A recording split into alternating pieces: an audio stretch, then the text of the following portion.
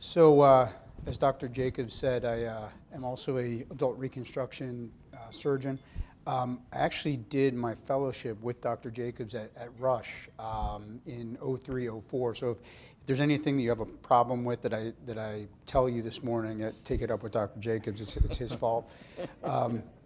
So I'm in academic practice in New York City at Mount Sinai. And I started a company about 3 years ago called Monogram Orthopedics, and I've been encouraged at this conference to hear that a lot of what we're working on at this startup of mine are kind of common themes, and that the industry seems to be kind of buying that we're going toward customized implants and more advanced robotics. So that gives me hope that we're on the right path as far as my company goes. I got into startup orthopedics because I was a consultant at Think Surgical, which you guys may know was the offspring of RoboDoc, which was actually the first FDA-approved robot before Da Vinci, before any other robotics. RoboDoc back in the late 80s, early 90s was the first robot of any kind that was used on humans. I got involved with them after they got some financing to kind of commercialize the technology, and I was with them for about 5 years. And what I saw was the potential for robotics to do more than what we were using it for, which is to kind of do the same old surgeries with maybe a little bit more precision than we've always done.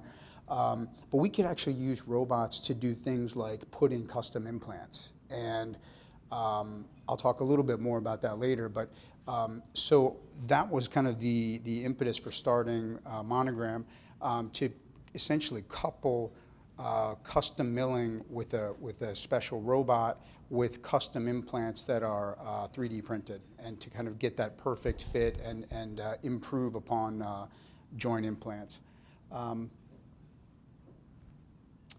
So what's worked in my experience? So robotics. So as last speaker said, we're still in the first generation of robotics in orthopedics. It's kind of the stuff that we're using now is kind of like the Commodore 64 Atari, compared to what's out there in the world of industrial robotics. The technology that's in the machines that we're currently using in orthopedics are relatively primitive compared to what you would find in like a Tesla factory, for example. They're also very expensive technology because, like Moore's law, the technology, the cost of robotics technology has continued to fall. So, where we're now paying, $1 million+ in capital expense for an orthopedic robot, really the cost of these things is coming down precipitously. So you can get a state-of-the-art cobot from one of the big industrial robotics companies for $40,000, $50,000, $60,000. So I think what you're going to see in robotics is the technology is going to improve while the prices are going to plummet to the point where companies will essentially be able to give the hospital the robot, because they'll be using the robot to drive implant sales. So even as primitive as the current technology that we're using is, it's still really good. And it has, over the past 10 years or so since we've been using orthopedic robotics, it's gained adoption steadily, and it's not going anywhere. And part of the reason for that is that we're starting to see some data. We're actually starting to see some midterm data on partial knees that were done, in 2009, 2010, that show improved survivorship over manually done unis. So that's the kind of data that some surgeons that they're not necessarily early adopters need to see to kind of say, okay, this technology is worth it, and I'm gonna buy into it. Big thing that I'm seeing in my practice, which is kind of disheartening, is that people like sports docs in the community that were sending me partial knees and total knees and that kind of thing are taking a look at the Makos and some of the other robotic technology out there and saying, you know what, I can do this. And so now sports guys who don't really have training in knee replacement surgery, certainly don't have any training in partial knee replacement, they're doing them because this technology is so good that it takes an operation that is pretty finicky if you do it manually, and turns it into something that's much more reproducible for kind of a lower volume sports type surgeon. So another thing that I find works for me is I started doing these things called kinematic knees about 3 years ago, and it's kind of a controversial topic in joints, but I think we're starting to see some data that when you do a kinematic knee where you're kind of resurfacing the joint rather than kind of changing the angles that you put the implants in, you get patient satisfaction scores that are approaching total hip levels. You know, there's this 80% satisfaction, you know, good to excellent satisfaction rate in total knees, and I think Dr. Jacobs might agree that elusive 20% of kind of not super satisfied knee replacements is still out there. So we're still chasing that 20% of knee patients, and what I'm seeing with kinematic alignment is that we're getting a little bit closer to that 90+% good to excellent patient satisfaction rate. We're also learning that there's data coming out showing that if we put the tibia in a little bit of varus, which is how most tibia's native anatomy is, that it actually is not going to affect the survivorship of the implant. There's a big study that Mayo came out with a year or so ago looking at 20-year data, and they found that even in outliers where they put the tibia in more than 5 degrees of varus, there was no difference in revision rate. So that's added fuel to the kind of the adoption of this technique. So dual mobility hip replacements, I think, is solving a problem. You know, we're learning more, and you all have probably heard about the kind of evolving knowledge base of the kind of spine pelvis connection. There's more and more research coming out on this. We're understanding it more and more all the time. But there certainly is a connection between the spine and the pelvis, and dual mobility implants can really help with solving that problem. There's one paper that has been recently published showing a 7-fold increase in dislocation rate after a spine fusion in a total hip patient. Another trend that seems to be working is outpatient joints. There's been a lot of talk about ASCs and the kind of the increasing prevalence of outpatient joints, projected to be over 50% of joint replacements in the next 5 or 6 years in the United States. So this is a trend that's happening. There's a lot of cost pressure, bundled payments on the system that's kind of driving this, and the data is reasonably good. You know, there's 30% reduction in cost of an outpatient joint as opposed to an inpatient joint.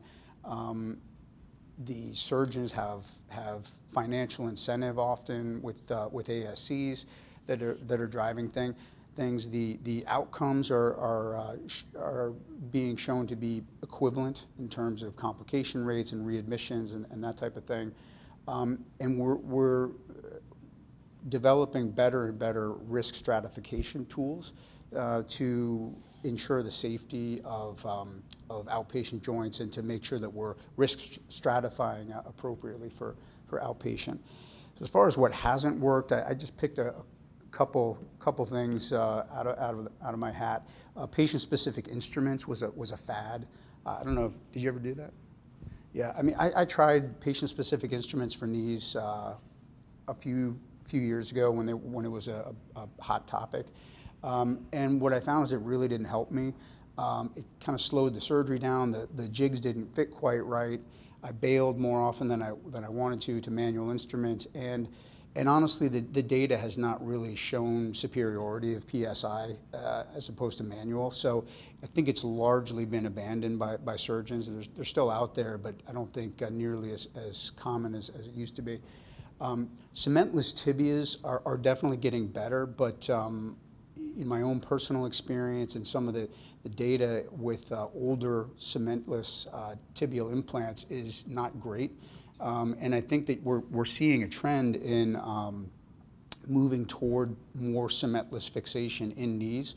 Our knee patients are getting younger. They're roughly the same age now as our average age for hip replacement. And so the idea of not cementing is really attractive, I think, to a lot of surgeons. But cementless fixation has in the past not been super reliable. I put in hydroxyapatite, or not hydroxy, hyaluronic acid, just to illustrate something that I find in my practice, which is that patients really don't want to have joint replacement surgery, no surprise. And they will believe in just about anything that will give them hope that they can somehow avoid that surgery. And so viscose supplementation is kind of a prime example of that. The evidence is not good. It's horrible. And there have been lots and lots of good randomized controlled trial studies done, and it's placebo. And when I tell my patients the science behind it, they get pissed off at me, which is an interesting response. But because I feel like I'm trying to give them the science and tell them, no, this is not going to work. And more times than not, they think that I'm trying to talk them into surgery. So that's an interesting conundrum. So where I think the industry's going, and we've all mentioned this, 3D printing in metal continues to evolve. And so it's making customization of implants not only possible, but also practical in terms of time to delivery to the hospital and cost.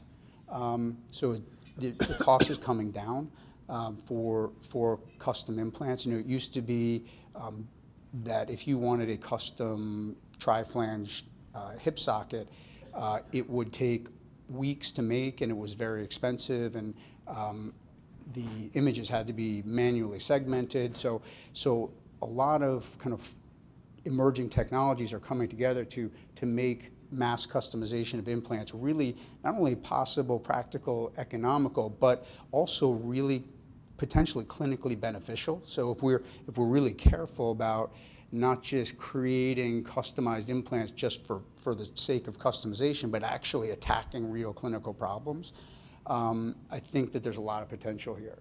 It also makes business sense.